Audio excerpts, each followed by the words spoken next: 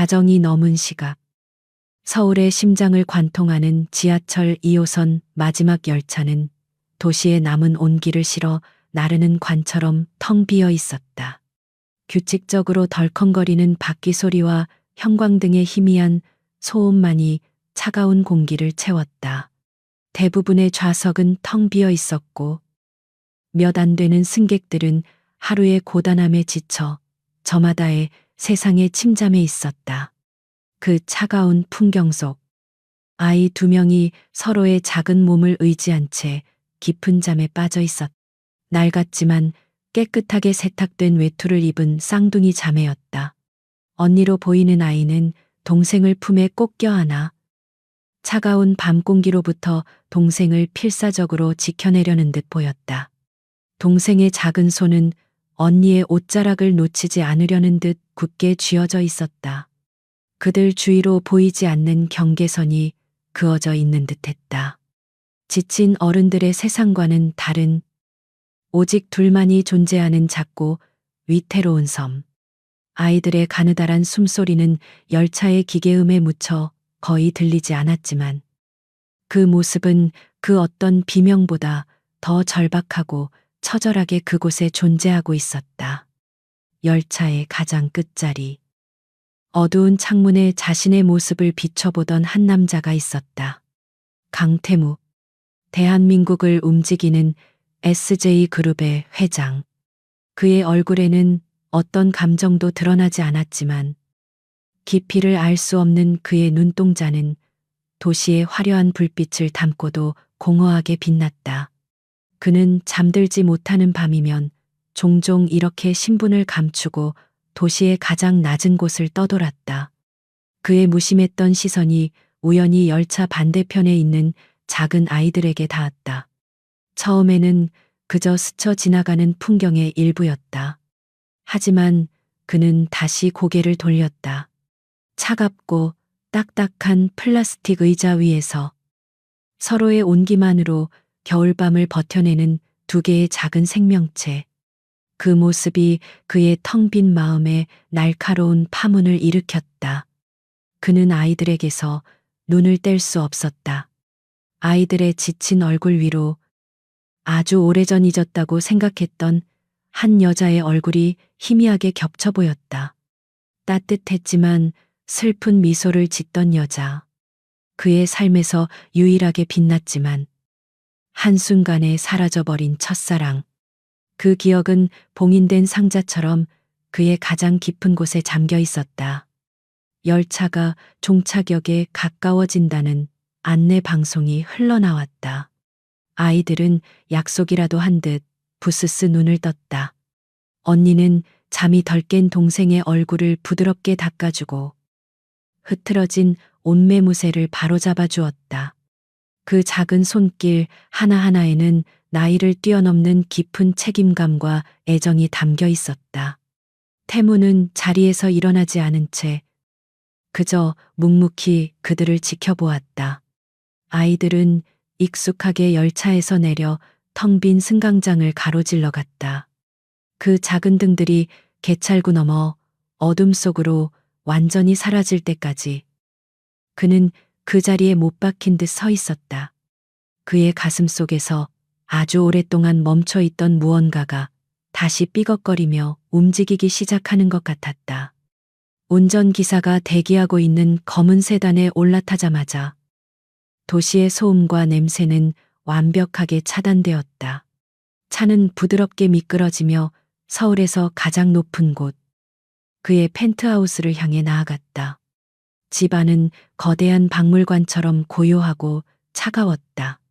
최고급 대리석과 예술 작품들이 가득했지만 그 어디에도 사람의 온기는 느껴지지 않았다.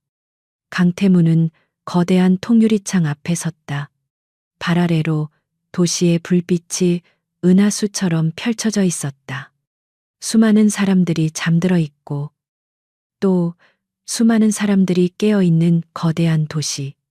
그는 이 모든 것을 가졌지만 정작 그의 마음은 지하철의 그 작은 아이들보다 더 춥고 외로웠다. 그의 머릿속에서는 좀처럼 아이들의 모습이 떠나지 않았다. 왜 그 아이들은 그 늦은 시각에 그 차가운 지하철에서 잠들어야만 했을까? 그들의 부모는 어디에 있는 것일까? 수많은 질문들이 꼬리를 물고 피어올랐지만 답을 찾을 길은 없었다. 그는 그저 막연한 연민이라고 생각하려 했었다. 하지만 그것은 단순한 연민이 아니었다. 아이들의 모습은 그가 애써 외면하고 있던 자신의 깊은 상실감과 고독을 정면으로 비추는 거울과도 같았다. 그는 자신이 잃어버린 것이 무엇인지, 그리고 자신이 그토록 갈망하는 것이 무엇인지 어렴풋이 깨닫기 시작했다. 그것은 돈이나 명예가 아닌 아주 작고 따뜻한 온기였다. 그는 최고급 와인을 한 모금 마셨다. 하지만 값비싼 술도 그의 갈증을 채워주지는 못했다. 그의 시선은 다시 창밖의 어두운 도시를 향했다. 지금 이 순간 그 아이들은 어디서 추운 밤을 보내고 있을까? 서로의 손을 꼭 잡은 채 또 다른 밤을 버텨내고 있을까? 그 생각에 그의 심장이 희미하게 저려왔다. 그날 밤 강태무는 아주 오랜만에 꿈을 꾸었다. 꿈속에서 그는 끝없이 펼쳐진 어두운 터널을 헤매고 있었다. 멀리서 희미한 빛이 보였고 그 빛을 향해 필사적으로 달려갔다. 빛의 끝에는 한 여자가 서 있었다. 그가 그토록 그리워하던 그녀. 지원이었다. 하지만 그녀는 그를 보지 않고 그의 뒤편 어딘가를 향해 애타게 손짓하고 있었다. 그는 잠에서 깨어났다. 온몸은 식은땀으로 젖어 있었고 심장은 거칠게 뛰고 있었다. 창밖은 아직도 짙은 어둠에 잠겨 있었다. 그는 자리에서 일어나 다시 창가로 향했다. 어둠이 내려앉은 도시의 모습이 마치 그가 헤매던 꿈속의 터널처럼 느껴졌다. 그리고 그는 결심했다. 내일 밤 다시 그곳으로 가야겠다고. 그 아이들이 있는 차가운 지하 세계로. 다음 날 강태무의 하루는 이전과 같았지만 동시에 모든 것이 달랐다. SJ그룹의 이사회 회의실. 수조원이 오가는 보고서와 날카로운 질의응답 속에서도 그의 정신은 온전히 그곳에 있지 않았다. 거대한 통유리창 너머 펼쳐진 도시의 마천루를 보면서도 그의 눈에는 차가운 지하철 의자에 웅크리고 있던 두 아이의 모습이 어른거렸다. 그의 변화를 가장 먼저 눈치챈 것은 10년 넘게 그를 보좌해온 김비서였다. 평소라면 한치의 오차도 없이 핵심을 꿰뚫었을 회장님의 질문이 오늘은 어딘가 공허하게 맴돌았다. 그는 무언가 깊은 생각에 잠겨 있었고 그 생각의 끝에는 분명 회사의 미래가 아닌 다른 것이 자리하고 있었다. 밤이 되자 그의 기이한 행동은 더욱 노골적으로 변했다. 펜트하우스로 향하던 차 안에서 태무는 돌연입을 열었다. 김 비서, 차 좀 세워주게. 차가 멈춘 곳은 화려한 강남의 한복판이 아닌 낡은 다세대 주택들이 밀집한 평범한 동네의 지하철역 입구였다. 김 비서는 의아했지만 아무것도 묻지 않았다. 태무는 값비싼 코트깃을 세우고 차에서 내렸다. 계단을 내려가자 후텁지근한 지하의 공기와 온갖 사람들의 냄새가 그를 덮쳤다. 그는 마치 다른 행성에 불시착한 이방인 같았다. 익숙하게 표를 끊고 승강장으로 내려간 그는 눈에 띄지 않는 기둥 뒤에 몸을 숨겼다. 심장이 이유 없이 조금씩 빠르게 뛰기 시작했다. 그는 왜 다시 이곳에 왔는가? 스스로에게 물었지만 명확한 답을 내릴 수 없었다. 그저 하룻밤의 변덕, 혹은 지독한 외로움이 만들어낸 찰나의 호기심일 뿐이라고 애써 의미를 축소했다. 하지만 그의 시선은 끈질기게 열차가 들어오는 어두운 터널의 입구를 향하고 있었다. 그리고 약속이라도 한 것처럼 아이들이 나타났다. 어제와 같은 낡은 외투 차림이었지만 두 아이의 손에는 어제는 없었던 반투명한 비닐자루가 들려 있었다. 그 안에는 납작하게 찌그러진 캔과 플라스틱 병들이 가득했다. 아이들은 역 한쪽에 있는 작은 고물상으로 향했다. 태무는 숨을 죽이고 그 모습을 지켜보았다. 아이들은 구걸하지 않았다. 대신 자신들의 작은 손으로 하루 종일 모았을 폐품들을 저울 위에 올려놓았다.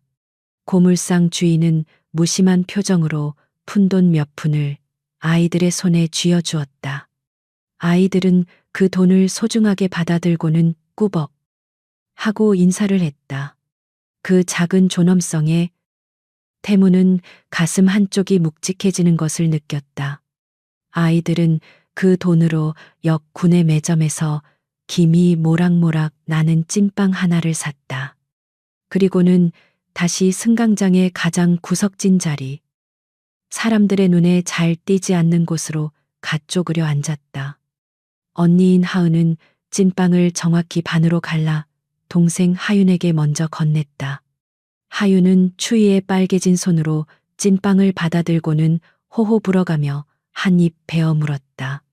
그 작은 행복에 아이의 얼굴에 잠시 화사한 미소가 피어났다. 태무는 자신도 모르게 입가에 희미한 미소를 띄었다. 그가 가진 수천억으로도 살 수 없는 순수한 행복의 순간이었다.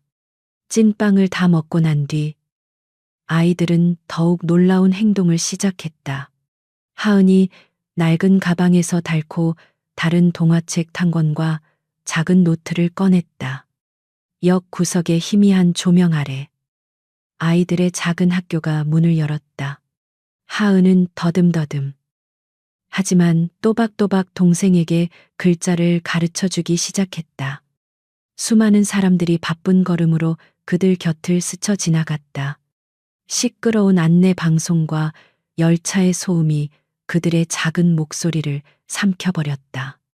하지만 아이들은 오직 둘만의 세상에 깊이 빠져 있었다. 그 어떤 것에도 방해받지 않는 배움을 향한 순수한 열망이 그 작은 공간을 가득 채우고 있었다. 태무는 그 광경 앞에서 완전히 얼어붙었다. 그는 평생 최고의 교육을 받았고 그의 자녀들 역시 세계 최고의 명문 학교에 다닐 예정이었다.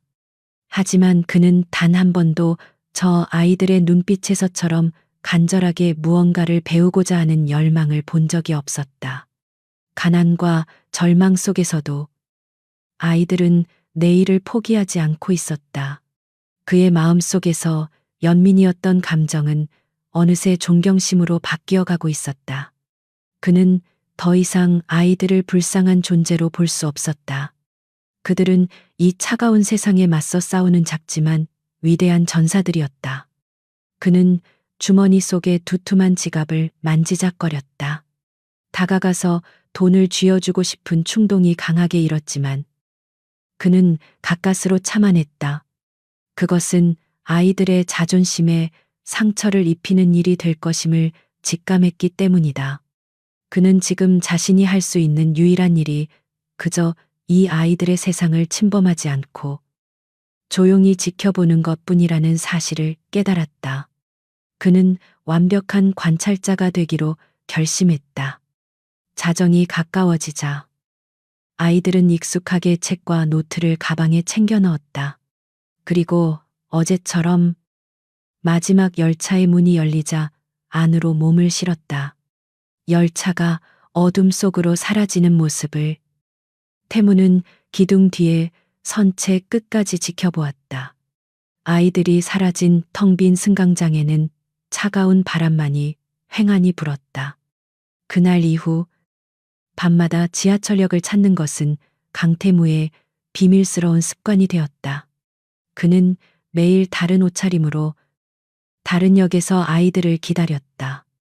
아이들의 하루는 고단한 노동과 짧은 공부, 그리고 마지막 열차에서의 위태로운 잠으로 이루어져 있었다. 하지만 그들은 단 한 번도 절망의 표정을 짓지 않았다. 서로의 머리를 쓰다듬어주고 작은 농담에 까르르 웃음을 터뜨리는 모습에서 태무는 자신이 아주 오래전에 잃어버렸던 순수한 인간애를 발견했다.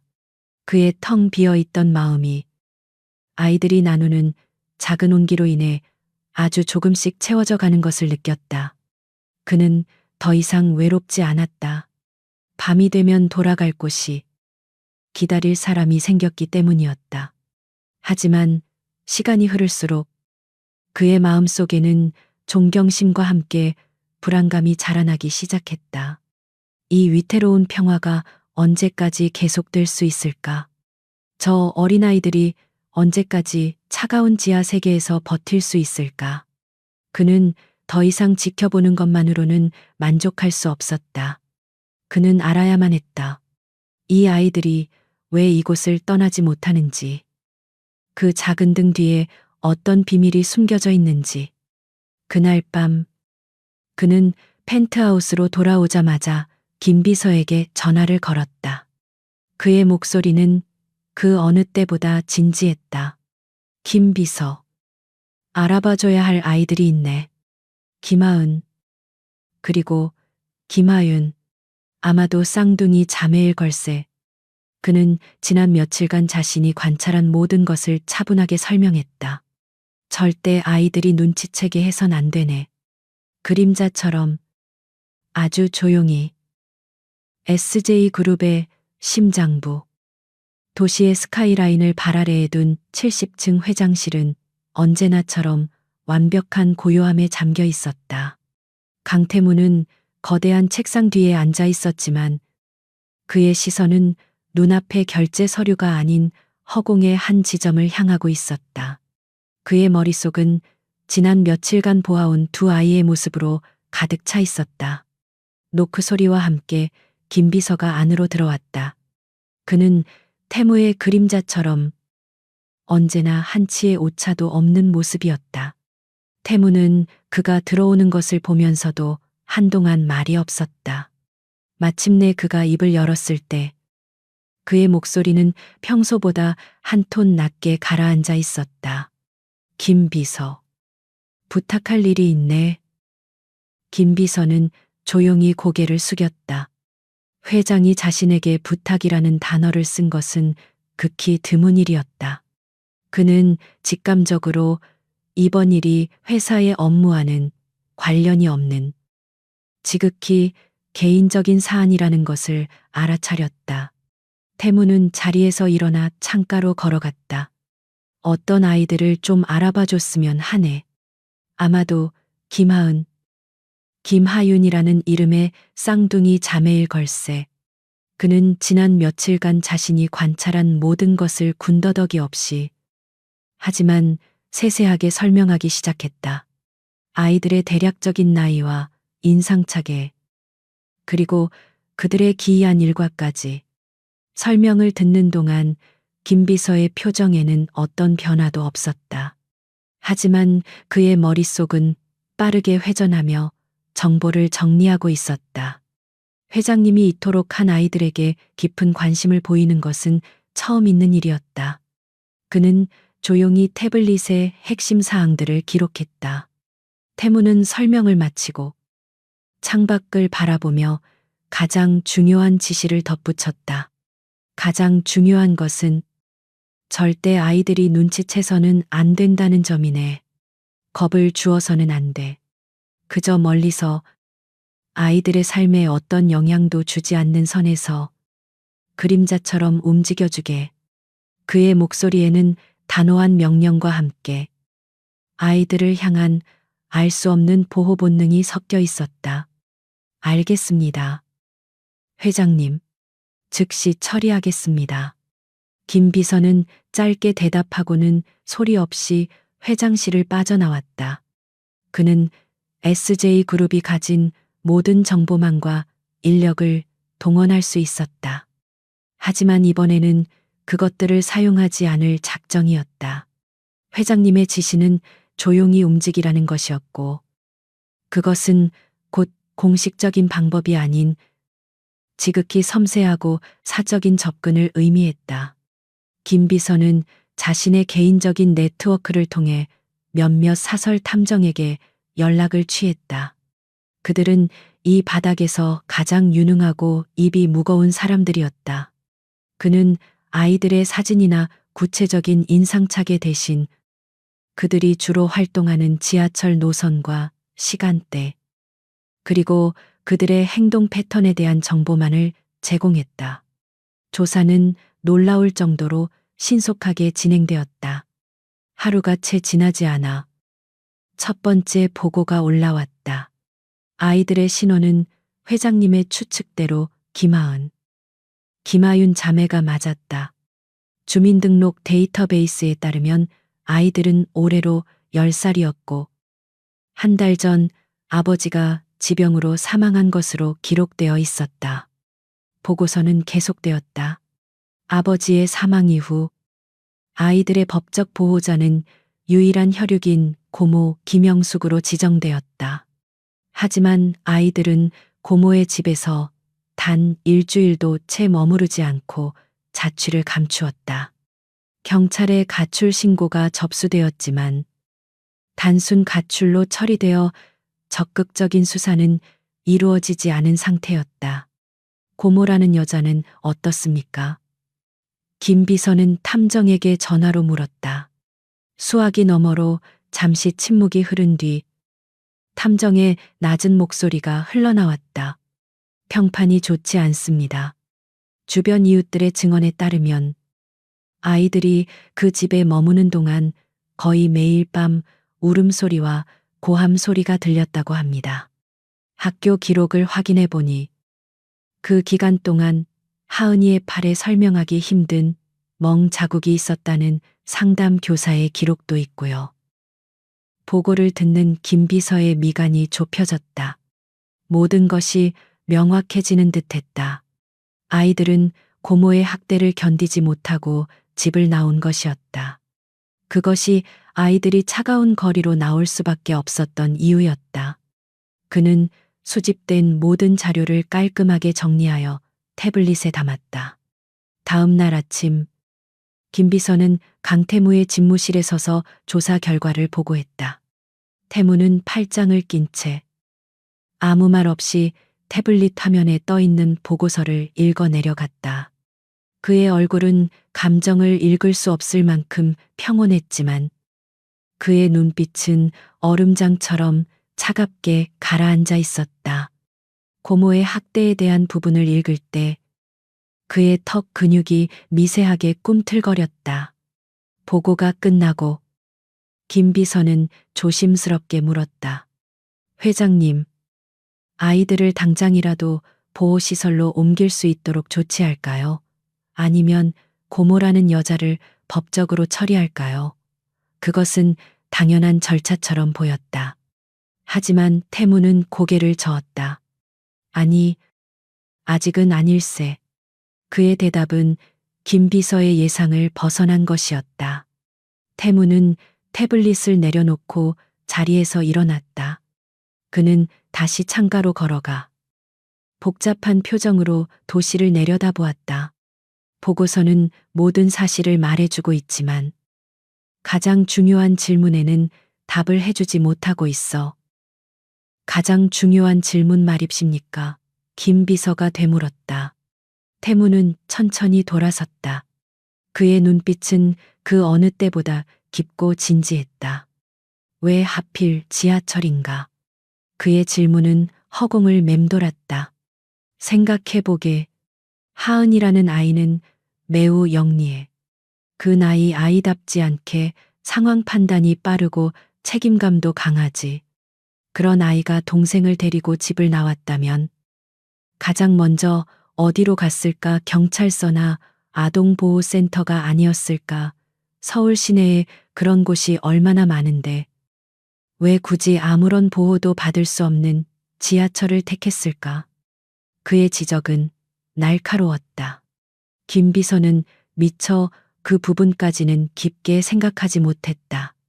보고서에 담긴 비극적인 사실에 매몰되어 그 이면에 숨겨진 아이들의 비논리적인 행동 패턴을 간과했던 것이다. 태무의 추리는 계속되었다. 단순히 머물 곳이 없어서가 아닐 거야. 그 아이들에게 지하철은 단순한 잠자리가 아니야. 그곳은 목적지이자 기다림의 장소일세. 아이들은 지하철에서 누군가를 혹은 무언가를 필사적으로 기다리고 있는 거야. 그의 말에 김비서는 등골이 서늘해지는 것을 느꼈다. 회장님의 통찰력은 언제나 상상을 초월했다. 그는 단순히 사실을 나열하는 것을 넘어 그 사실들 사이에 숨겨진 인간의 감정과 동기를 꿰뚫어 보고 있었다. 알아봐. 그 아이들의 어머니에 대해서. 보고서에는 어머니에 대한 기록이 거의 없더군. 이혼했다는 사실 외에는. 태무가 다시 지시를 내렸다. 이번에는 그의 목소리에 희미한 떨림이 섞여 있는 듯했다. 그날 밤 강태무는 다시 지하철역으로 향했다. 이제 그의 시선은 이전과 달랐다. 그는 더 이상 아이들의 고단한 삶을 연민하는 관찰자가 아니었다. 그는 거대한 미스터리 앞에 선 탐정처럼 아이들의 모든 행동 하나하나에서 숨겨진 의미를 찾으려 애썼다. 아이들은 왜 항상 같은 노선의 마지막 열차를 타는 걸까? 왜 항상 창밖을 하염없이 바라보는 걸까? 그리고 왜 가끔씩 하윤이가 무언가를 떠올리며 슬픈 표정을 지을 때마다 하은이는 동생의 손을 더욱 굳게 잡아주는 걸까? 모든 것이 수수께끼였다. 그는 깨달았다. 이 비밀은 서류나 데이터로는 절대 풀 수 없다는 것을. 이 비밀의 열쇠는 오직 아이들의 마음 속에만 존재한다는 것을. 그는 더 이상 그림자 속에만 머물러 있을 수 없었다. 아이들의 세상으로 직접 들어가 그들의 목소리를 들어야만 했다. 그가 어떤 위험을 감수하더라도 강태무는 결심했다. 더 이상 어둠 속에서 지켜보는 관찰자로만 머물 수는 없었다. 아이들의 비밀을 풀기 위해서는 그들의 작은 섬으로 직접 건너가야만 했다. 그는 며칠에 걸쳐 신중하게 계획을 세웠다. 어떻게 하면 아이들에게 위협적이지 않게 최대한 자연스럽게 다가갈 수 있을까? 그는 가장 비싼 옷들을 옷장 깊숙이 밀어넣고 시장에서 가장 평범하고 낡아 보이는 점퍼와 면바지를 샀다. 값비싼 시계와 반지도 모두 서랍에 넣어 잠갔다. 거울 앞에 선 그의 모습은 더 이상 SJ그룹의 냉철한 회장이 아니었다. 그는 그저 하루의 고단함을 안고 퇴근하는 이 도시의 수많은 평범한 아저씨들 중 한 명처럼 보였다. 그는 아이들이 매일 밤 찐빵을 사 먹던 그 군의 매점 앞에서 기회를 엿보기로 했다. 그가 계획한 시나리오는 단순했다. 우연히 마주친 척. 아이들에게 따뜻한 어묵이라도 한 그릇 사주며 자연스럽게 말을 거는 것이었다. 하지만 세상 일은 언제나 계획대로만 흘러가지 않았다. 그날 밤 유난히 공기는 더 차가웠고 승강장에는 술 냄새를 풍기는 사람들이 더 많았다.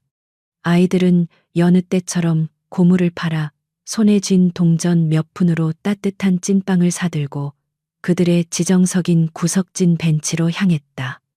태무는 심호흡을 한 번 하고 그들에게 다가가기 위해 발걸음을 떼려는 순간이었다. 육중한 그림자 하나가 먼저 아이들의 앞을 가로막았다. 술에 잔뜩 취해 얼굴이 벌겋게 달아오른 중년 남자였다.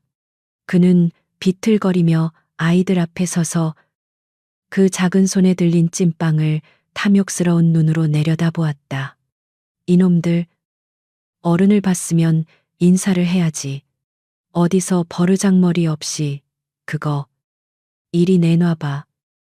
하은이 동생을 등 뒤로 재빨리 숨기며 남자를 노려보았다. 아이의 작은 몸 어디에서 그런 용기가 나오는지. 그 눈빛에는 조금의 두려움도 없었다. 우리 돈 주고 산 거예요. 아저씨가 상관할 거 아니에요. 아이의 당돌한 대답에 남자의 얼굴이 험악하게 일그러졌다. 뭐 이 건방진 게. 남자는 고함을 지르며 손을 치켜들었다. 주변의 몇몇 사람들이 그 광경을 흘깃 쳐다보았지만 누구 하나 선뜻 나서는 사람은 없었다. 모두가 불필요한 다툼에 휘말리고 싶지 않다는 듯 서둘러 자리를 피했다. 바로 그때였다. 그 손 내려놓으시죠.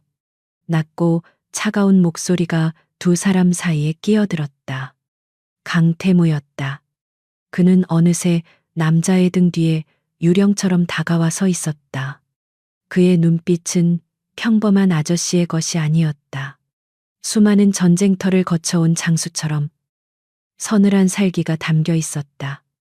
취객은 자신을 막아서는 남자를 위아래로 훑어보았다. 행색은 자신과 별반 다를 바 없어 보였다. 당신 뭐야 뭔데 참견이야. 그가 욕설을 내뱉으며 태무의 멱살을 잡으려 손을 뻗는 순간 태무의 손이 번개처럼 움직여 그의 손목을 낚아챘다. 악남자의 입에서 비명이 터져 나왔다. 태무는 엄청난 악력으로 그의 손목을 쥐고 있었다. 마치 새 집게에 물린 듯한 고통에 남자의 얼굴이 하얗게 질렸다. 어린아이들 앞에서 부끄러운 줄 아십시오. 좋게 말할 때 여기서 조용히 사라지는 게 좋을 겁니다. 태무의 목소리는 조용했지만 그 안에는 거부할 수 없는 위압감이 담겨 있었다. 남자는 본능적으로 자신이 상대할 수 있는 사람이 아님을 깨달았다. 그는 고통에 일그러진 얼굴로 몇 번이고 고개를 끄덕였다. 태무가 손을 놓아주자 그는 욕설을 중얼거리며 비틀비틀 인파 속으로 사라졌다. 모든 것이 순식간에 지나갔다. 태무는 아이들을 돌아보았다. 아이들은 놀란 토끼처럼 눈을 동그랗게 뜨고 그를 바라보고 있었다. 특히 하은이의 눈빛에는 경계심이 가득했다. 태무는 최대한 부드러운 미소를 지으려 애쓰며 말했다. 괜찮니? 많이 놀랐지. 하은이는 대답 대신 동생의 손을 더욱 굳게 잡았다. 아이는 세상의 모든 친절 뒤에는 반드시 대가가 따른다는 것을 이미 알고 있는 듯했다. 태무는 아이의 그 조숙한 경계심에 마음이 아팠다. 그는 무릎을 굽혀 아이들과 눈높이를 맞추었다. 아저씨는 나쁜 사람 아니야. 그냥 너희들이 걱정돼서 그랬어. 그는 잠시 말을 멈추고 아이들의 손에 들려있던 찐빵을 바라보았다. 바닥에 떨어져 이미 차갑게 식어버린 상태였다. 배고플 텐데. 저런 사람 때문에 저녁도 못 먹게 됐네. 아저씨가 따뜻한 국수라도 한 그릇 사줘도 될까? 그의 제안에 하윤이의 눈이 반짝였다. 하지만 하은이는 여전히 경계심을 풀지 않았다. 됐어요. 저희는 괜찮아요. 아이는 단호하게 거절했다. 하지만 바로 그때 하윤이의 배에서 꼬르륵 하고 정직한 소리가 울렸. 하윤이의 얼굴이 빨갛게 달아올랐고 하은이의 단호했던 표정도 조금 무너졌다. 태무는 그 모습을 놓치지 않고 다시 한번 부드럽게 설득했다. 저기 역 앞에 포장마차가 있는데 거기 국수가 정말 맛있단다. 그냥 아저씨가 아까 그 아저씨 대신 사과하는 의미로 사는 거라고 생각해주면 안 될까? 그의 목소리는 진심이었다. 하은이는 오랫동안 망설였다. 그녀는 태무의 눈을 뚫어지게 바라보았다. 그의 눈에는 어떠한 속임수나 음흉한 의도도 보이지 않았다. 그저 순수한 걱정과 안타까움만이 담겨 있을 뿐이었다. 결국 아이는 작은 목소리로 대답했다. 네. 포장마차의 비닐 천막안은 바깥 세상의 추위와는 단절된 다른 세상 같았다. 따뜻한 김이 자욱하게 피어올랐고 구수한 멸치 육수 냄새가 코를 간지렸다. 태무는 아이들 앞에 뜨끈한 잔치국수 2그릇을 놓아주었다. 아이들은 잠시 망설이다가 이내 허겁지겁 국수를 먹기 시작했다. 태무는 아무것도 먹지 않고 그저 아이들이 먹는 모습을 흐뭇하게 바라보았다. 얼마나 배가 고팠을까? 얼마나 추웠을까? 그는 아이들에게 반찬으로 나온 단무지를 집어주고 물을 따라주며 조용히 아이들을 챙겼다. 그의 서툴지만 다정한 보살핌에 하은이의 눈빛에 서려 있던 경계심이 아주 조금씩 녹아내리고 있었다. 국수를 다 먹고 아이들의 얼굴에 혈색이 돌기 시작했을 때 태무는 조심스럽게 이야기를 꺼냈다. 그는 자신의 진짜 목적을 감추고 최대한 아이들의 마음을 열 수 있는 질문을 던졌다. 그런데 너희는 왜 이렇게 늦게까지 집에 안 가고 여기에 있는 거니? 부모님께서 걱정하실 텐데. 그 질문에 아이들의 표정이 순간 어두워졌다. 하윤이는 금방이라도 울음을 터뜨릴 것 같은 얼굴로 고개를 숙였다. 하은이가 동생의 어깨를 감싸 안으며 대신 대답했다. 아빠는 하늘나라에 가셨어요. 엄마는 저희를 기다리고 계세요. 기다리신다고 태무가 되물었다. 어디서, 엄마는 어디 계시는데? 하은이는 잠시 망설이다가 포장마차 천막 틈으로 보이는 지하철역 입구를 가리켰다. 여기서요. 엄마는 항상 이 역, 마지막 열차에서 저희를 기다리세요. 그래서 저희도 매일 밤 여기서 엄마를 기다리는 거예요. 아이의 목소리는 너무나도 순수하고 확신에 차 있어서 태무는 순간 할 말을 잃었다. 이것이 바로 그가 찾던 비밀의 조각이었다. 하은이의 입에서 나온 말은 강태무의 머릿속을 하얗게 만들었다. 엄마가 마지막 열차에서 기다리고 있다니. 그 말은 논리적으로 앞뒤가 맞지 않았다. 매일 밤 여기서 기다린다면 벌써 만났어야 하지 않은가. 그의 머릿속에서는 수십 가지의 합리적인 의심들이 피어올랐지만 그는 차마 그것을 입 밖으로 꺼낼 수 없었다. 아이의 얼굴은 너무나도 진지했다. 그 눈동자에는 한치의 의심도 없는 절대적인 믿음이 담겨 있었다. 태무는 자신의 혼란스러운 마음을 감추고 최대한 부드러운 목소리로 다시 물었다. 엄마가 왜 거기서 너희를 기다리시는 거니? 같이 집으로 가면 될 텐데. 그의 질문에 이번에는 침묵을 지키고 있던 동생 하윤이가 작은 목소리로 입을 열었다. 엄마는 길을 잃어버렸어요. 아이의 목소리는 금방이라도 부서질 것처럼 가늘게 떨렸다. 그 말에 하은이는 동생의 어깨를 더욱 힘주어 감싸 안았다. 마치 동생 대신 자신이 모든 슬픔을 짊어지려는 듯이. 하은이는 잠시 망설이다가 눈앞의 아저씨가 자신들을 해치려는 사람이 아니라는 것을 다시 한번 확인하고는 아주 오랫동안 아무에게도 말하지 않았던 비밀을 꺼내놓기 시작했다. 5년 전이었어요.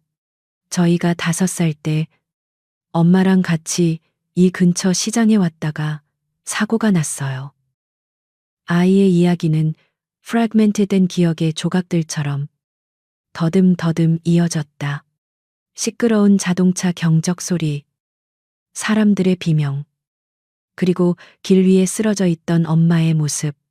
아이는 그날의 끔찍한 기억을 최대한 담담하게 이야기하려 했었지만 그 작은 어깨는 미세하게 떨리고 있었다. 엄마는 많이 다쳤어요.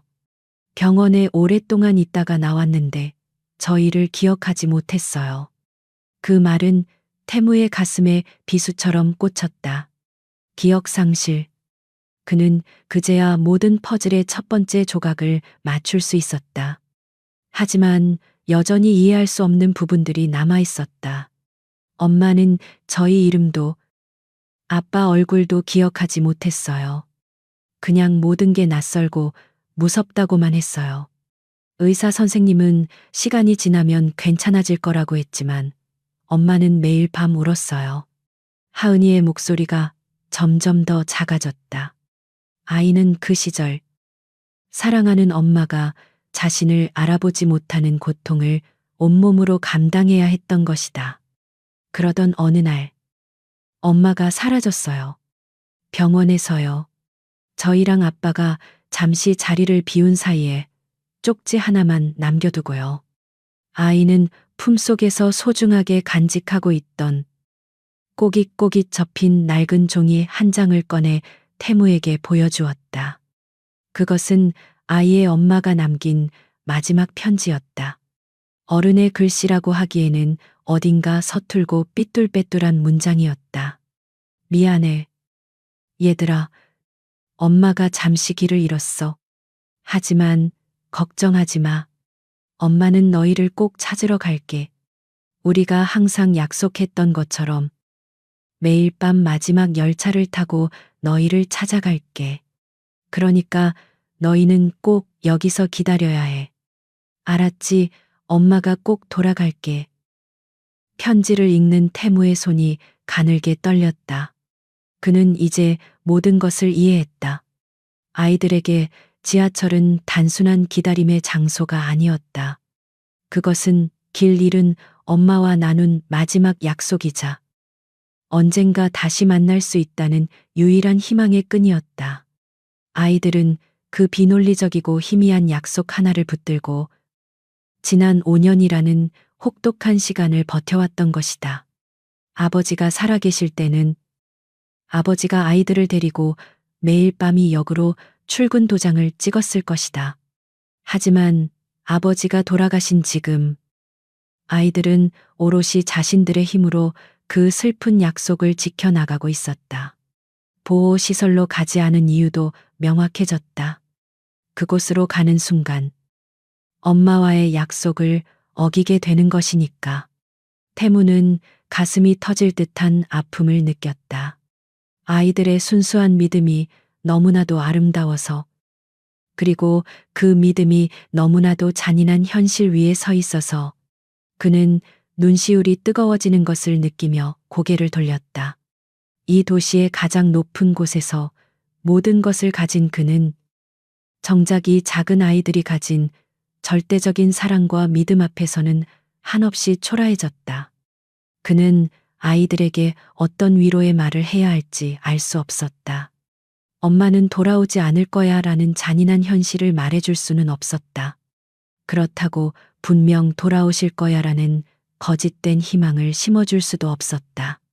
그는 그저 아이들의 어깨를 감싸 안아주는 것밖에는 할 수 있는 일이 없었다.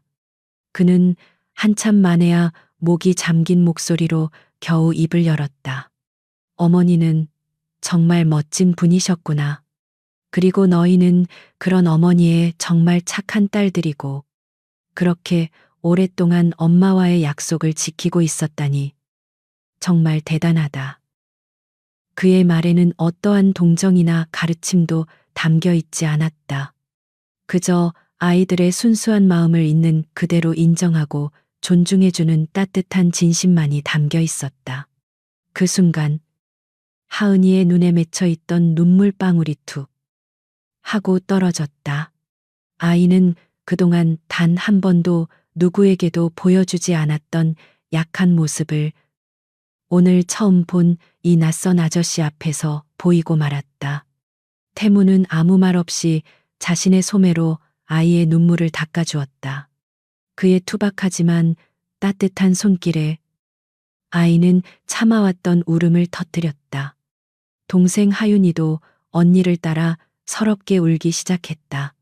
포장마차의 시끄러운 소음 속에서 세 사람은 그렇게 한참 동안 서로의 슬픔을 나누었다. 아이들의 울음이 조금 잦아들었을 때 태무는 결심했다.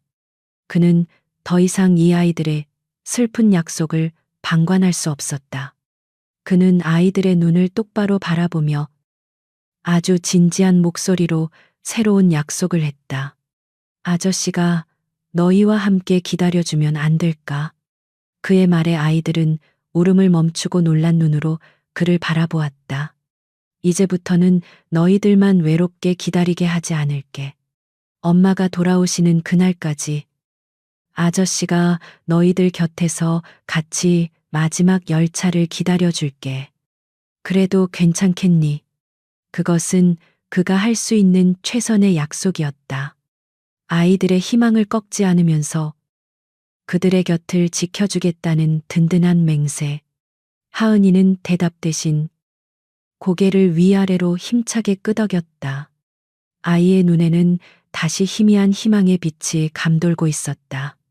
그날 밤, 태무는 아이들을 데리고 다시 승강장으로 돌아왔다. 그는 아이들과 나란히 벤치에 앉아 마지막 열차가 오기를 기다렸다. 그는 더 이상 숨어서 지켜보는 관찰자가 아니었다.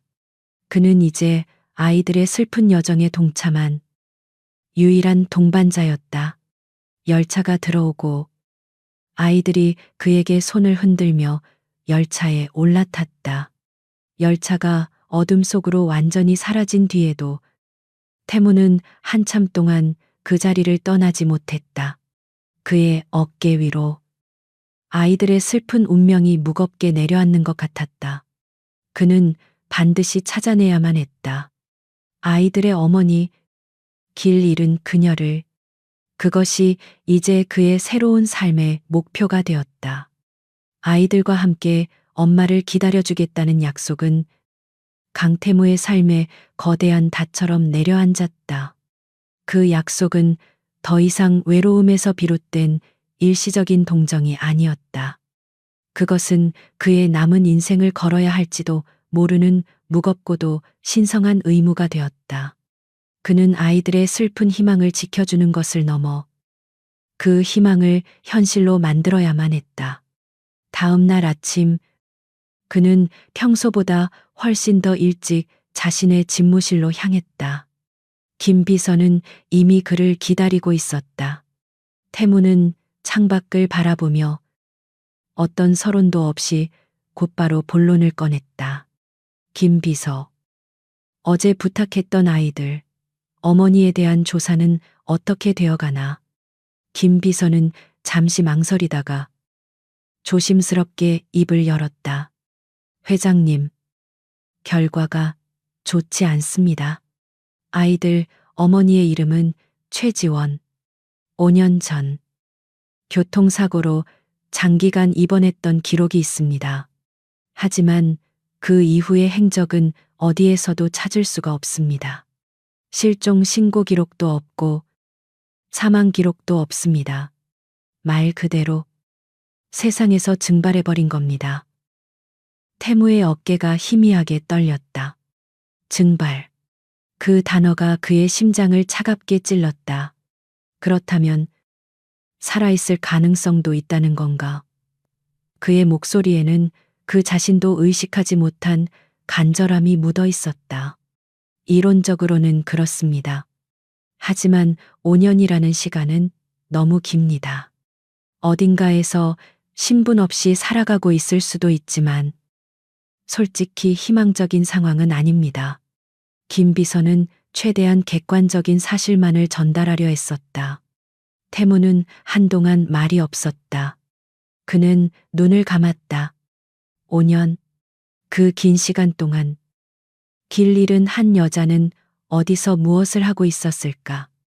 그리고 그 여자를 기다리는 두 아이는 또 얼마나 많은 밤을 눈물로 지새웠을까? 그는 주먹을 강하게 쥐었다. 상관없네. 대한민국 땅덩어리가 얼마나 넓다고. SJ그룹의 모든 정보망과 인력을 총동원해서라도 찾아내. 살아있다면 반드시 찾아내야만 하네. 그의 목소리에는 거부할 수 없는 의지가 담겨 있었다. 김 비서는 조용히 고개를 숙였다. 회장님이 이토록 감정적인 모습을 보이는 것은 10년 전 그 끔찍한 사고 이후 처음 있는 일이었다. 대한민국 최고의 정보력을 가진 SJ그룹의 심장이 이제 길 잃은 한 여자를 찾기 위해 거대하게 움직이기 시작했다. 그날 이후 세 사람의 밤은 조금 달라졌다. 태무는 더 이상 아이들을 멀리서 지켜보지 않았다. 그는 매일 저녁 따뜻한 도시락과 두유를 사들고 아이들을 찾아갔다. 그는 아이들과 함께 낡은 벤치에 앉아 저녁을 먹었고 아이들이 희미한 불빛 아래에서 공부하는 것을 조용히 지켜봐 주었다. 처음에는 경계심을 풀지 않던 하은이도 그의 끈질기고 진심 어린 모습에 조금씩 마음을 열기 시작했다. 아이들은 이제 그를 국수 아저씨라고 불렀다. 그들의 작은 세상에 처음으로 어른이라는 존재가 안전한 울타리가 되어주고 있었다. 그러던 어느 날 밤이었다. 유난히 바람이 차가웠던 그날, 동생 하윤이의 몸 상태가 좋지 않아 보였다. 아이는 계속해서 마른 기침을 했고, 얼굴은 열이 오른 듯 붉게 상기되어 있었다. 태무는 당장 아이를 병원에 데려가고 싶었지만, 하은이는 고집을 부렸다. 괜찮아요. 약 먹으면 나아요. 오늘 밤에도 엄마를 기다려야 해요. 결국 그들은 그날도 마지막 열차를 기다리기 위해 승강장으로 향했다. 하지만 하윤이의 상태는 점점 더 나빠졌다. 아이는 언니의 품에 안겨 끙끙 앓는 소리를 내기 시작했다. 그리고 마침내 엄마를 그리워하는 서러움과 아픔을 참지 못하고 울음을 터뜨렸다. 엄마, 엄마 보고 싶어. 하은이는 동생을 필사적으로 달랬지만 아이의 울음은 쉽게 그치지 않았다. 태무는 더 이상 지켜볼 수만은 없었다. 그는 하윤이에게 다가가 아이를 자신의 품에 조심스럽게 안아들었다. 그의 커다랗고 따뜻한 품에 안기자 하윤이는 조금 진정하는 듯했다. 괜찮아. 아가, 괜찮아. 아저씨가 여기 있잖니. 그는 아이의 작은 등을 부드럽게 토닥이며 위로했다. 그는 아이의 이마에 맺힌 식은땀을 닦아주기 위해 손을 뻗었다. 그리고 아이의 흐느낌을 멈추게 하려고 아이의 작은 손을 부드럽게 감싸 쥐었다. 바로 그 순간이었다. 그의 시선이 아이의 가느다란 손목에 닿았다. 그곳에는 낡고 해진 팔찌 하나가 채워져 있었다. 5가지 색깔의 실을 촘촘하게 엮어 만든 오색실 팔찌였다. 그것을 보는 순간 강태무의 세상이 멈췄다. 그의 심장이 거대한 망치로 맞은 듯 쿵 하고 내려앉았다. 그의 머릿속에서 시간의 문이 거꾸로 열렸다. 12년 전 눈부시게 햇살이 쏟아지던 어느 대학의 교정. 풋풋한 28배 그가 22살의 그녀. 지원의 손목에 똑같은 팔찌를 채워주고 있었다. 그가 밤을 새워 직접 엮은 세상에 단 하나뿐인 팔찌였다. 이게 뭔데? 그녀가 수줍게 웃으며 물었다. 그는 그녀의 머리카락을 부드럽게 쓸어 넘기며 대답했다. 나쁜 기운으로부터 널 지켜주고 우리가 어디에 있든 서로를 연결해 줄 끈이야. 절대 풀지 마. 약속해. 그녀는 고개를 끄덕이며 세상에서 가장 행복한 미소로 그의 품에 안겼다. 지원아. 그의 입에서 자신도 모르게 그 이름이 새어나왔다. 시간은 다시 현재로 돌아왔다. 그의 눈앞에는 지원이 아닌 그녀를 닮은 작은 아이가 그의 품에 안겨 울고 있었다. 그의 온몸이 차갑게 식어갔다. 머릿속이 터질 것처럼 혼란스러웠다. 아닐 거야. 그럴 리가 없어. 단순한 우연일 뿐이야. 하지만 그의 심장은 이것이 우연이 아니라고 비명을 지르고 있었다. 그는 떨리는 목소리로 곁에 서 있던 하은이에게 물었다. 그의 목소리는 형편없이 갈라져 나왔다. 하은아, 이 팔찌는 어디서 났니? 하은이는 동생의 손목에 채워진 팔찌를 내려다보며 아무런 의심 없이 대답했다. 엄마가 주신 거예요. 엄마가 아프기 전에. 아주 소중한 사람이 선물해 준 거라고 했어요. 그래서 저희한테 부적처럼 하고 다니라고. 하은이의 대답이 끝나는 순간 강태무의 마지막 이성의 끈이 끊어졌다. 그의 눈앞이 아찔해졌다. 아이들의 얼굴, 기억을 잃어버린 엄마, 그리고 이 낡은 오색실 팔찌, 흩어져 있던 모든 퍼즐 조각들이 하나의 끔찍하고도 기적적인 그림으로 맞춰지고 있었다. 최지원, 그가 죽었다고 믿었던, 지난 10년간 그의 심장을 멈추게 했던 그녀가 살아 있었다. 그리고 이 아이들은, 그는 차마 다음 생각을 이어갈 수 없었다. 거대한 진실의 무게가 그의 온몸을 짓눌렀다. 그는 품에 안은 하윤이를 더욱 힘주어 껴안았다. 아이의 작은 온기가 그의 얼어붙었던 심장을 녹이는 동시에 갈기갈기 찢어놓고 있었다. 그의 눈에서 지난 10년간 단 한 번도 흐르지 않았던 뜨거운 눈물이 뺨을 타고 흘러내렸다. 낡은 오색실 팔찌가 강태무의 눈에 들어온 순간 지하철 승강장의 모든 소음이 거짓말처럼 멀어졌다. 그의 세상은 오직 떨리는 아이의 숨소리와 자신의 심장이 절망적으로 무너져 내리는 소리만으로 가득 찼다. 지난 12년간 그의 시간을 멈추게 했던 여자가, 그가 죽었다고 믿었던 첫사랑이 이 작은 아이들의 엄마였다. 그리고 이 아이들은, 그는 차마 다음 생각을 잊지 못했다. 거대한 진실의 무게가 그의 숨통을 조여왔다. 그의 품에 안긴 하윤이의 뜨거운 열기만이 그를 겨우 현실에 붙들고 있었다. 아이가 아팠다. 지금은 충격에 빠져 있을 시간이 아니었다.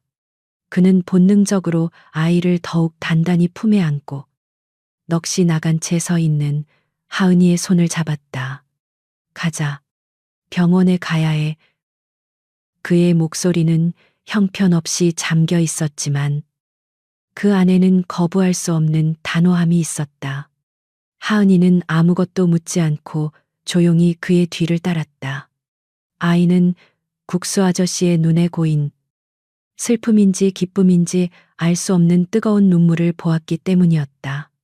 밤늦은 응급실의 소독약 냄새는 차가웠다. 의사는 하윤이가 영양실조와 피로 누적으로 인한 고열 증세를 보인다고 진단했다. 다행히 심각한 상태는 아니었지만 며칠간의 절대적인 안정과 충분한 영양 공급이 필요하다는 소견이 뒤따랐다. 링거를 맞는 아이의 작은 팔을 보며 태무는 자신의 심장이 갈기갈기 찢어지는 듯한 고통을 느꼈다. 그는 아이들이 다시는 그 차가운 지하철로 돌아가게 할 수 없었다. 응급처치가 끝나자 그는 두 아이를 자신의 차에 태웠다. 김 비서가 운전하는 검은 세단이 밤의 도시를 미끄러지듯 달려 도착한 곳은 아이들이 상상조차 해본 적 없는 거대한 저택이었다. 서울 외곽의 한적한 곳에 위치한 태무의 개인 별장이었다. 아이들은 거대한 성처럼 보이는 집 앞에서 입을 다물지 못했다. 하은이가 경계심 가득한 목소리로 물었다. 아저씨, 여긴 어디예요? 아저씨 집이에요. 태무는 차에서 잠든 하윤이를 조심스럽게 안아내리며 대답했다. 그의 목소리는 여전히 떨리고 있었다. 아니, 여긴 너희 집이야. 오늘부터 너희가 지낼 곳. 그는 아직 자신이 아빠라는 말을 할 수 없었다. 그 말을 할 자격이 자신에게는 없다고 생각했다. 아이들이 이런 고통을 겪는 동안 자신은 아무것도 모른 채 텅 빈 펜트하우스에서 외로움을 곱씹고만 있었으니까. 그는 먼저 아이들을 지켜주는 사람이 되고 싶었다. 집안은 오랫동안 사람의 손길이 닿지 않았음에도 불구하고 그의 지시를 받은 가사도우미들에 의해 하룻밤 사이에 완벽하게 준비되어 있었다. 따뜻한 온기가 집안을 가득 채웠고 부드러운 카펫은 아이들의 작은 발을 포근하게 감쌌다. 태무는 하윤이를 푹신한 침대에 눕히고 그 옆에 하은이를 앉혔다. 오늘 밤은 여기서 푹 자렴. 아무 걱정하지 말고. 그가 아이의 이마를 짚어주며 말했다. 그의 손길은 서툴렀지만 그 어떤 아버지의 손길보다 다정했다. 그는 아이들이 잠들 때까지 침대 옆을 지켰다. 아이들의 고른 숨소리를 들으며 그는 비로소 자신이 지난 10년간 잃어버렸던 삶의 조각들을 되찾았음을 깨달았다. 그는 더 이상 빈 껍데기가 아니었다. 그는 이제 두 아이의 아빠였다. 다음 날 아침, 강태무는 SJ그룹의 회장으로 돌아왔다. 그의 눈빛은 밤사이 완전히 달라져 있었다. 이전의 공허함은 사라지고 반드시 지켜야 할 것을 가진 맹수의 날카로움과 절박함이 그 자리를 채웠다. 그는 김 비서를 자신의 집무실로 불렀다. 찾아내. 그의 목소리는 강철처럼 차갑고 단단했다. 최지원. 5년 전 교통사고 이후 실종된 내 여자. 그리고 내 아이들의 엄마를 찾아내. 온 나라를 뒤져서라도 찾아내야만 하네. 동원할 수 있는 모든 것을 동원해. 돈이 얼마가 들어도 상관없어. 그의 입에서 내 아이들이라는 말이 나오는 순간 김 비서는 모든 것을 이해했다. 그는 어떤 질문도 하지 않고 그저 깊이 고개를 숙였다. 명령. 받들겠습니다. 회장님. 그날부로 SJ그룹의 모든 정보력과 자금력, 그리고 인맥이 오직 한 사람. 최지원을 찾기 위해 총동원되기 시작했다. 태무는 아이들에게 최고의 환경을 제공했다. 그는 아이들을 위해 개인 교사를 고용했고 가장 좋은 옷과 음식을 준비했다. 하지만 그는 아이들에게 물질적인 것 이상을 주려 했었다. 그는 매일 밤 무슨 일이 있어도 별장으로 돌아와 아이들과 함께 저녁을 먹었다. 서툴게 동화책을 읽어주었고 아이들의 서툰 그림에 진심으로 감탄해 주었다. 그의 노력에 아이들은 조금씩 마음의 문을 열었다. 하윤이는 이제 그를 보면 환하게 웃으며 달려와 안겼고 경계심 많던 하은이도 그에게 학교에서 있었던 일들을 조잘거리며 이야기하기 시작했다. 그 작은 변화들이 태무에게는 수조 원짜리 계약을 성사시키는 것보다 더 큰 기쁨과 위안을 주었다. 하지만 그의 급작스러운 변화는 그의 주변에 도사리고 있던 어두운 그림자들의 주의를 끌기에 충분했다.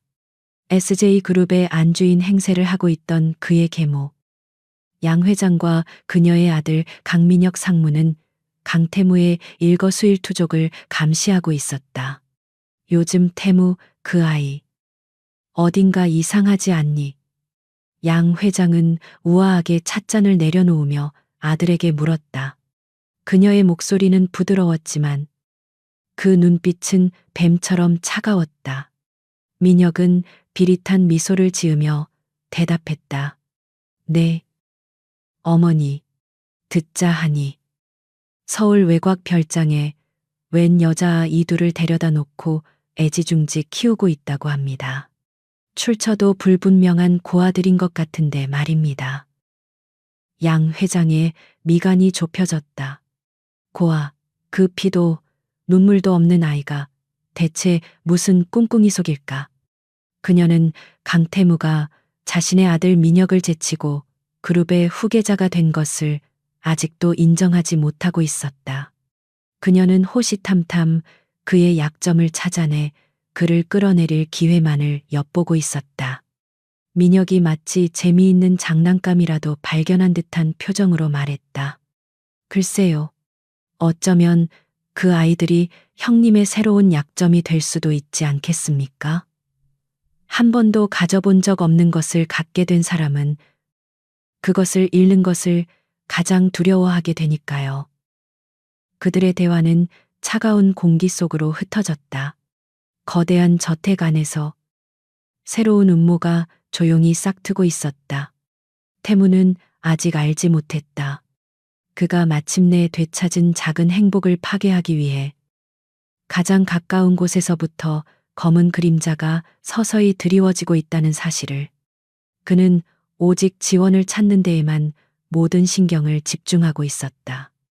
강태무의 명령이 떨어진 그 순간부터 SJ그룹이라는 거대한 기계는 오직 한 사람을 찾기 위해 움직이기 시작했다. 대한민국 전역의 실종자 데이터베이스, 병원의 진료 기록, 금융거래 내역이 샅샅이 훑어졌다.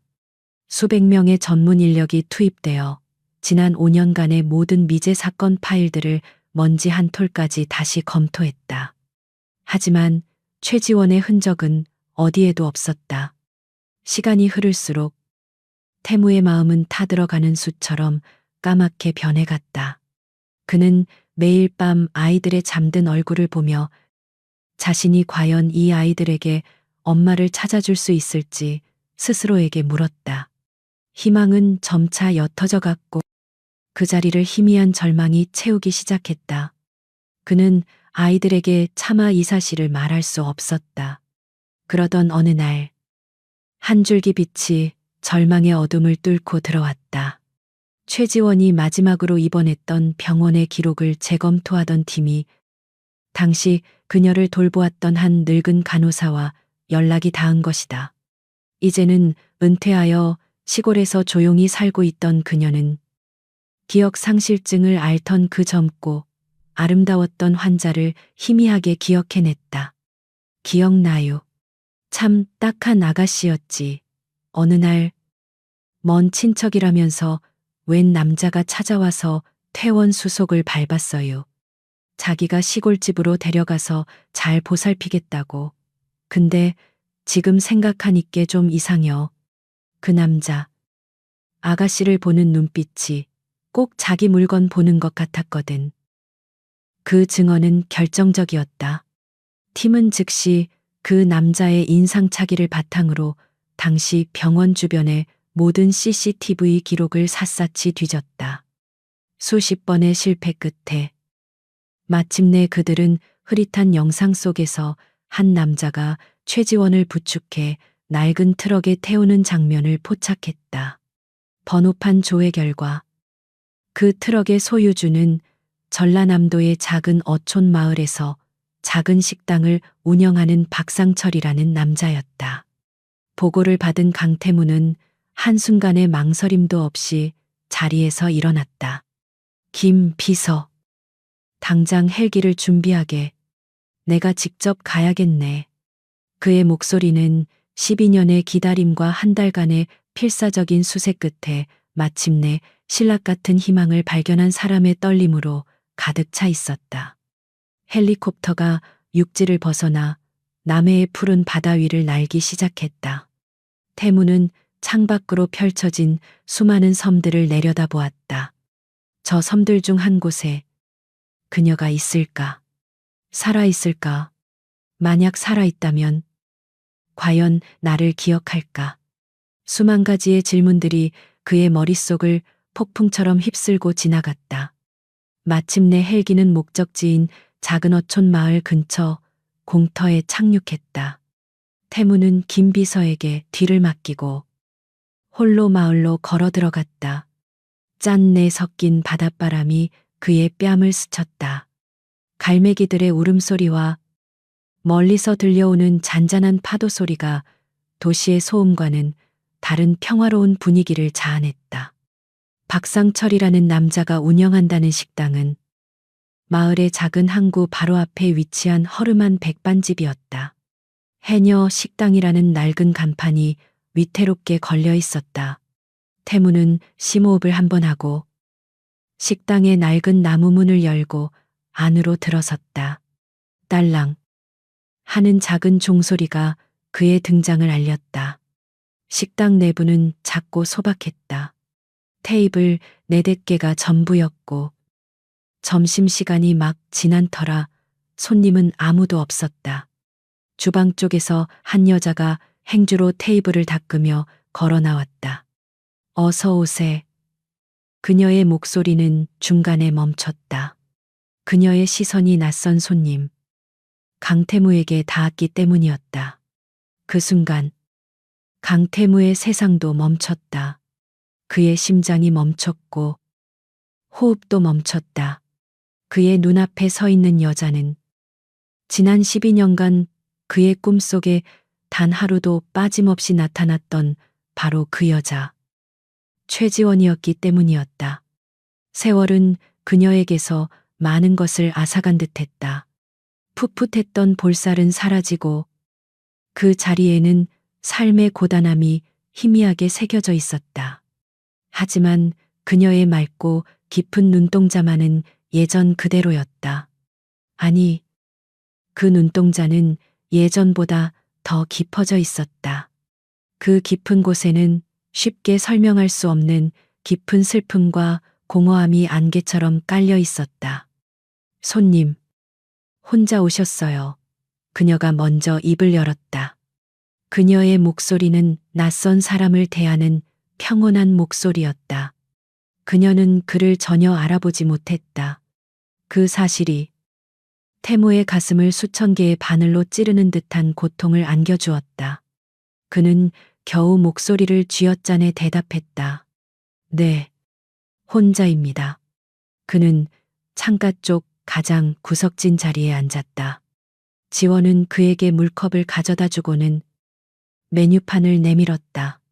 그 짧은 순간 그녀의 손가락이 그의 손등을 스쳤다.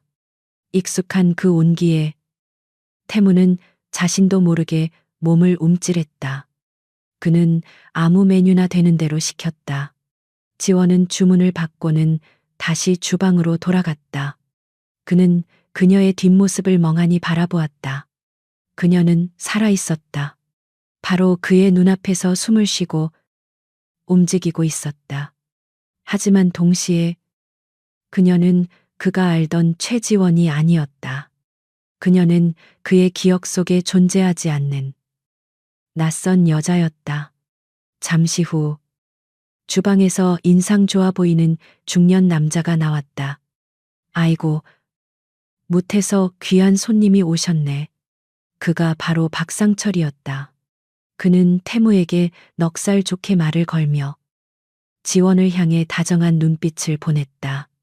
우리 미영이 음식 솜씨가 보통이 아니에요. 한번 맛보면 잊지 못할 걸. 미영. 태무는 그 이름을 속으로 되뇌었다. 그들은 그녀에게 새로운 이름까지 지어준 것이었다. 박상철은 누가 봐도 선량하고 평범한 시골 식당 주인처럼 보였다.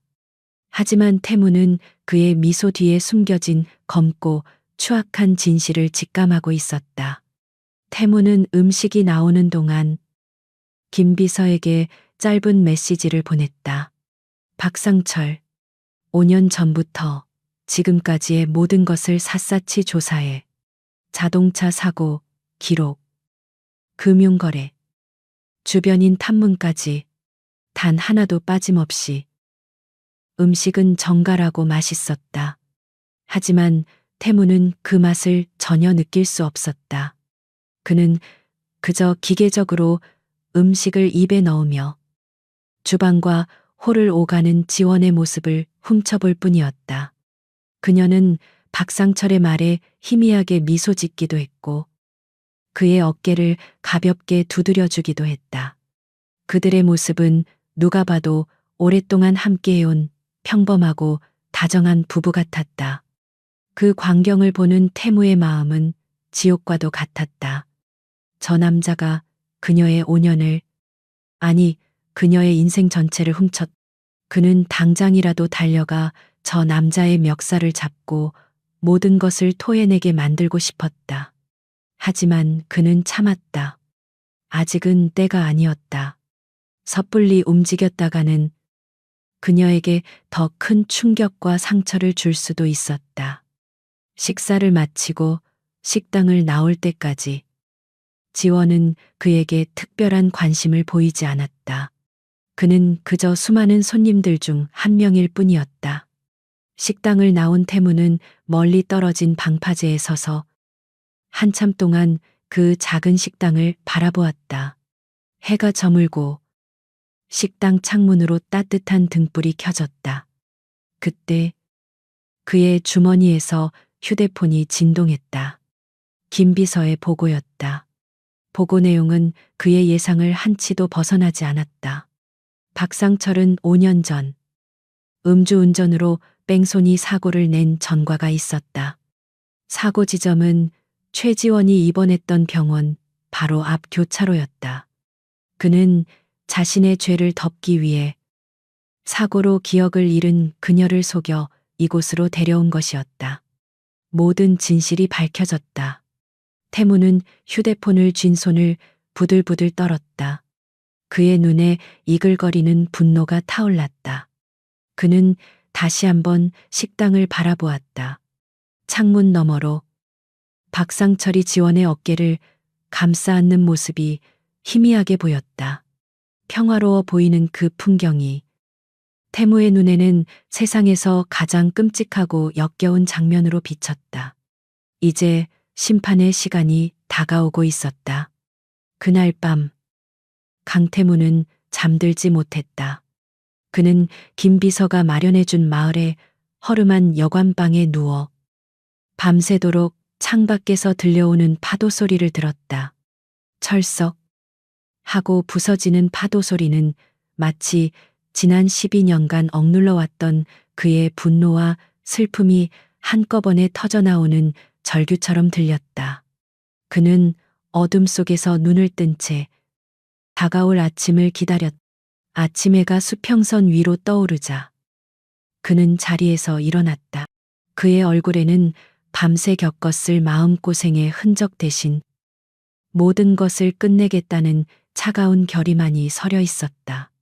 그는 다시 평범한 나그네의 옷차림으로 갈아입고 어제와 같은 시간에 해녀 식당으로 향했다. 심판의 시간이 시작된 것이다. 그가 식당 문을 열고 들어서자 어제와 같이 지원이 그를 맞았다. 어머, 또 오셨네요. 그녀의 목소리에는 희미한 경계심이 섞여 있었다. 박상철은 주방에서 나오며 마치 오랜 친구라도 만난 듯 반갑게 그를 맞았다. 아이고, 우리 집 음식이 입에 맞으셨나 보네. 잘 오셨수. 태무는 어제와 같은 자리에 앉았다.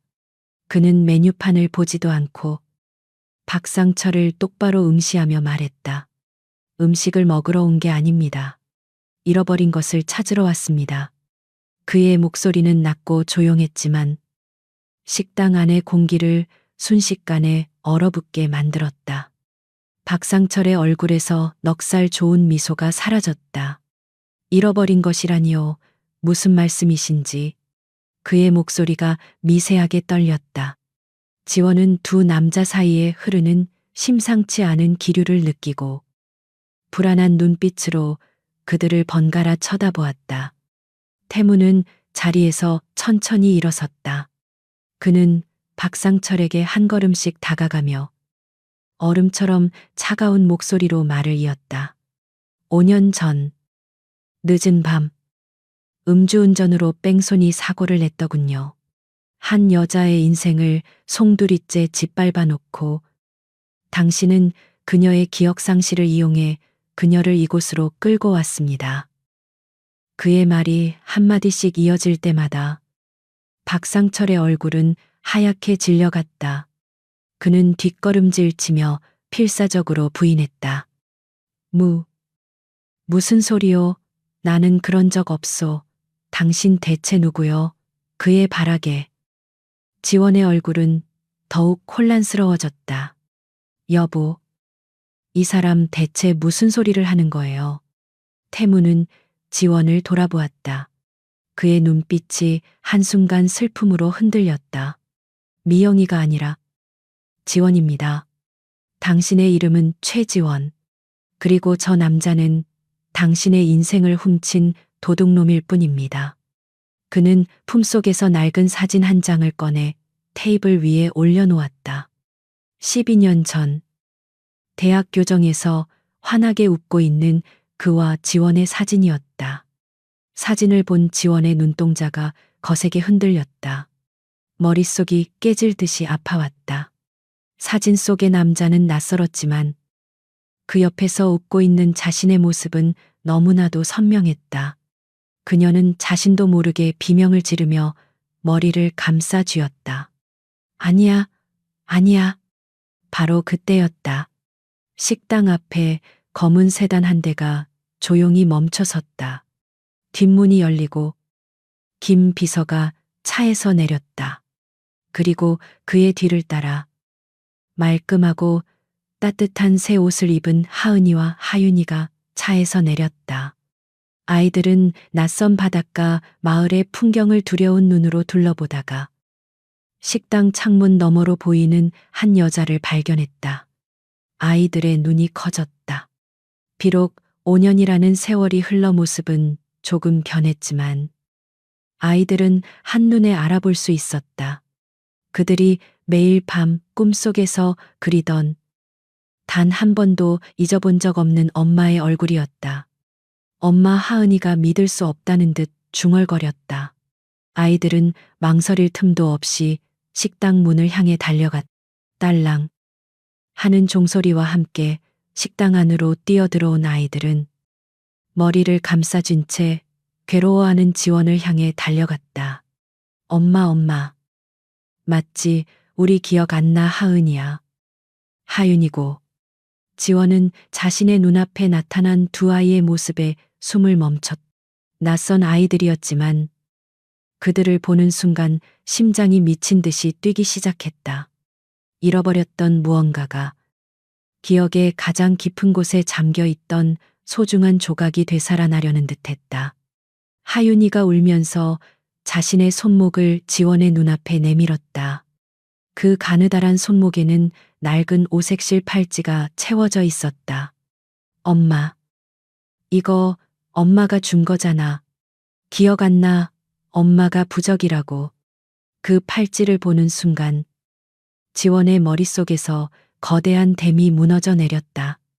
잊혔던 기억의 파편들이 거대한 해일처럼 그녀를 덮쳤다. 끔찍했던 교통사고의 순간, 병원의 차가운 소독약 냄새, 어린 딸들의 울음소리, 그리고 바로 눈앞에 서 있는 남자. 강태무의 따뜻했던 손길과 사랑한다는 속삭임까지. 아, 그녀의 입에서 고통스러운 신음이 터져 나왔다. 잃어버렸던 12년의 세월이 단 몇 초 만에 그녀의 영혼을 관통했다. 사랑했던 남자, 그리고 목숨보다 소중했던 자신의 아이들. 그녀는 모든 것을 기억해냈다. 그녀는 떨리는 손으로 아이들의 얼굴을 어루만졌다. 하은아, 하윤아, 내 새끼들. 그녀는 아이들을 품에 꼭 껴안고 오열했다. 하은이와 하윤이도 엄마의 품에 얼굴을 묻고 지난 5년간 참아왔던 모든 서러움을 토해냈다. 새 모녀의 울음소리는 작은 식당을 가득 채웠다. 그 모습을 강태무는 차마 다가가지 못한 채 붉어진 눈으로 지켜보고 있었다. 모든 것을 잃어버린 박상철은 그 자리에 주저앉아 넋이 나간 표정으로 중얼거렸다. 내가 뭘 잘못한 거야. 난 그냥 외로웠을 뿐이라고. 그의 비겁한 변명이 끝나기도 전 식당 문이 다시 열리고 경찰들이 들이닥쳤다. 김 비서의 신호를 받고 대기하고 있던 이들이었다. 박상철 씨, 당신을 뺑소니 및 약취 유인 혐의로 체포합니다. 경찰들이 그에게 다가가 차가운 수갑을 채웠다. 그는 아무런 저항도 하지 못했다. 그의 추악한 욕심이 만들어낸 5년간의 거짓된 평화는 그렇게 허무하게 막을 내렸다. 경찰들이 그를 끌고 나간 뒤 식당에는 다시 세 모녀의 울음소리와 그들을 지켜보는 한 남자의 무거운 침묵만이 남았다. 지원은 울다가 지쳐 아이들을 품에 안은 채 정신을 잃었다. 태무는 번개처럼 달려가 쓰러지는 그녀를 받아 안았다. 그의 품에 안긴 지원의 얼굴은 눈물로 젖어 있었지만 이상하게도 평온해 보였다. 마침내 기나긴 악몽에서 깨어나 가장 안전한 곳으로 돌아온 사람처럼 태무는 그녀를 가만히 내려다보았다. 지원아, 괜찮아. 이제 괜찮아. 내가 왔어. 그는 그녀의 이마에 입을 맞추며 12년 만에 처음으로 그녀의 이름을 나지막이 불렀다. 길고 길었던 기다림이 마침내 끝을 고하고 있었다. 작은 어촌 마을을 뒤로 하고 서울로 돌아오는 길은 길고도 고요했다. 구급차의 희미한 사이렌 소리가 세상의 모든 소음을 지워버린 듯 차 안에는 네 사람의 숨소리만이 가득했다.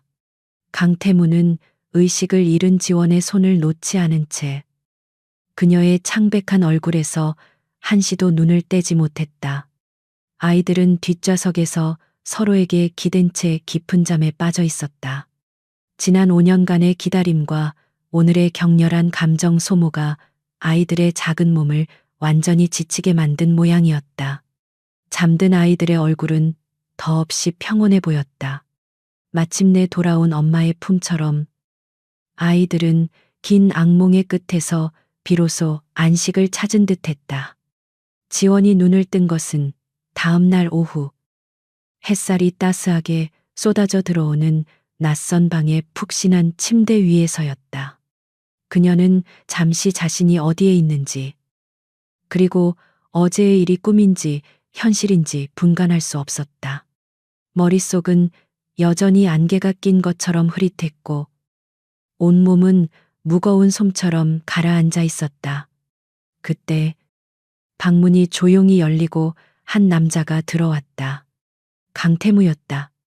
그는 며칠간 잠을 설친 듯 지쳐 보였지만 그녀를 바라보는 눈빛만은 세상에서 가장 따뜻하고 부드러웠다.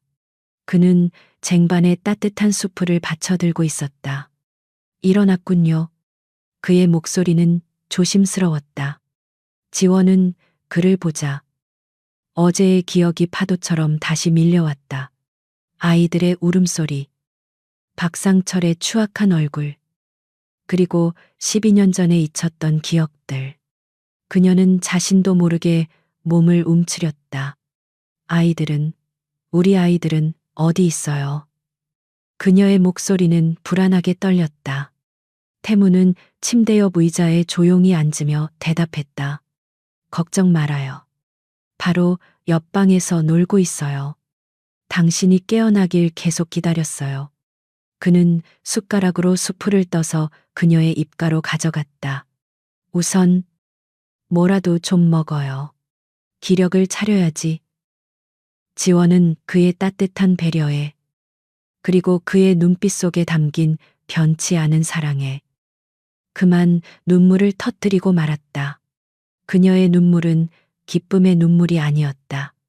그것은 잃어버린 세월에 대한 미안함과 아이들을 알아보지 못했던 자신에 대한 깊은 죄책감에서 비롯된 눈물이었다.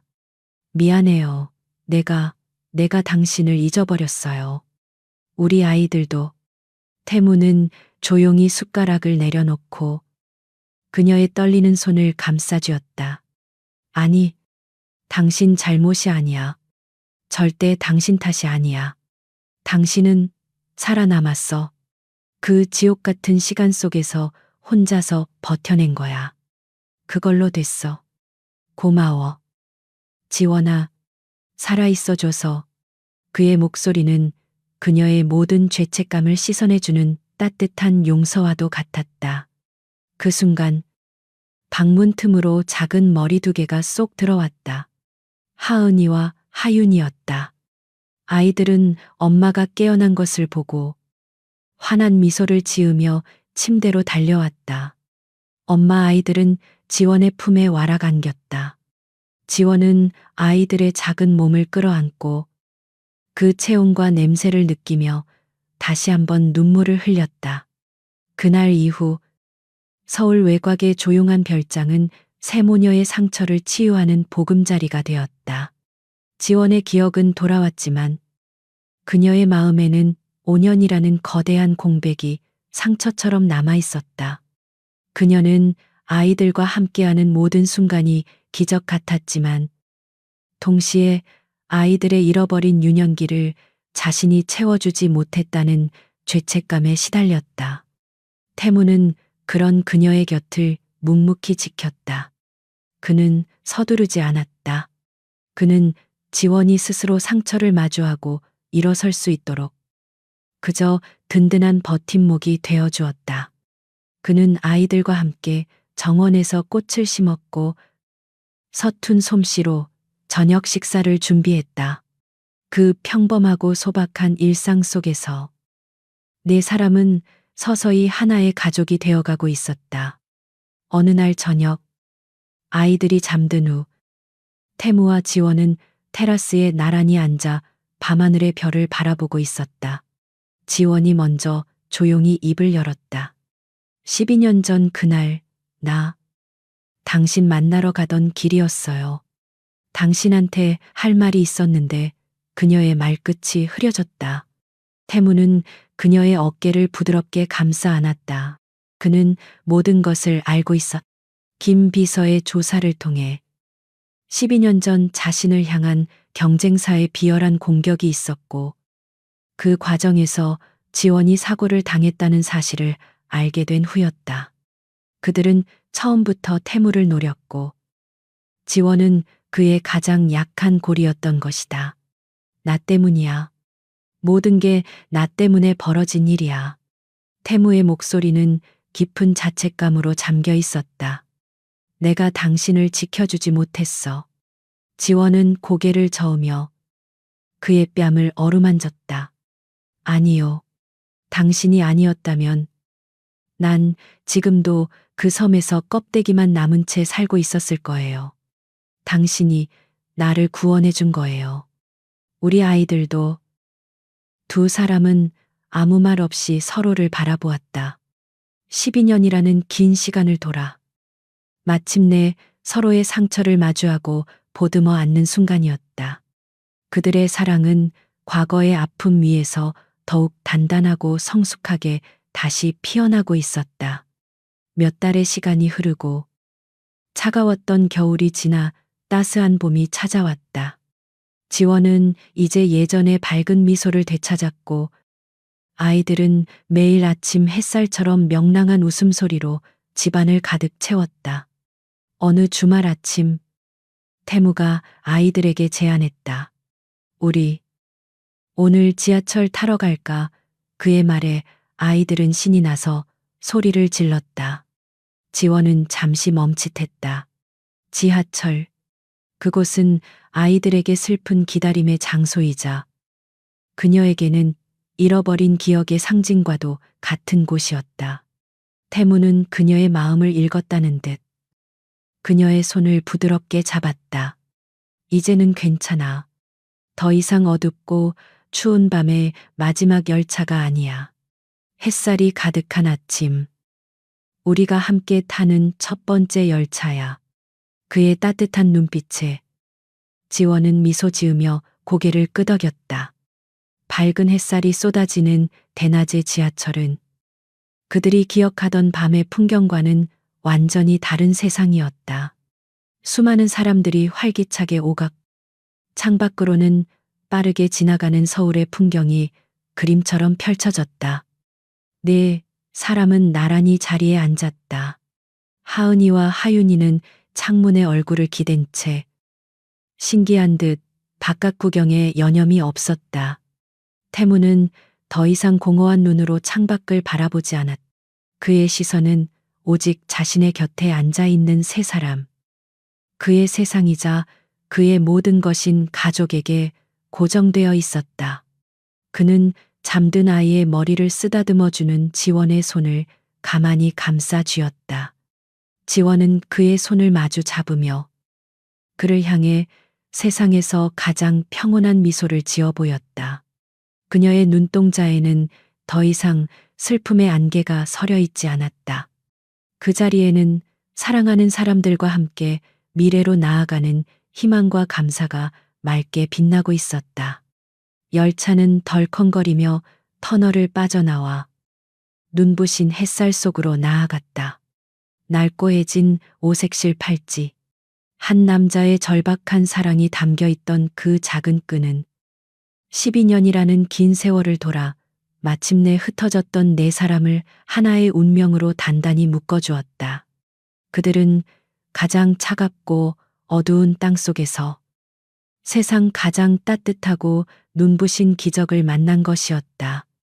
그들의 진짜 인생은 이제 막 시작되고 있었다.